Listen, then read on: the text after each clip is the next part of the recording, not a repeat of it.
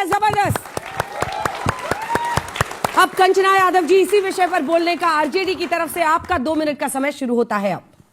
धन्यवाद। और अंजना जी, हर सिक्के के ना 2 पहलू होते हैं। एक पहलू जो ये बताते हैं टेलीविजन चैनल पे बोलते हैं, और दूसरा पहलू मैं बताती हूँ जीविका दीदी का हाल क्या है बिहार में। कि हर जीविका, हर गांव में चले जाइए 15 से 20 ऐसे जीविका दीदी मिलेंगे जो 3 से 4 माइक्रो फाइनेंस कंपनी से पैसा ली हुई है, और जो उनके खाते में पैसा जा रहा है ना, वो सिर्फ और सिर्फ ब्याज में कट रहा है। ये हालात है जीविका दीदी का, और आप कह रहे हैं कि जीविका दीदी आप ताल ठोक रहे हैं। दूसरा, फिर मैं आती दूसरे पहलू पर कि जब शराबबंदी हुआ था बिहार में, सुरेंद्र जी इस पे कहना चाह रहे थे लेकिन बात कट हो गई थी, तो तब से अभी तक करीब 14,32,837 गिरफ्तारियां हुई हैं, जिसमें 14,20,700 लगभग जो है जिनकी गिरफ्तारी हुई है वो ओबीसी SC ST समाज से आते हैं। क्योंकि गिरफ्तारी हुई है तो उनके कंधों पर उनके परिवार को जो जिम्मेदारी है वो महिलाओं के ऊपर है, और वो लोन ले लेकर जीविका दीदी से अपना घर चला रही है और ब्याज में डूबी हुई है। जो शराब के नशे में जो लोग बंद है, जो फर्जी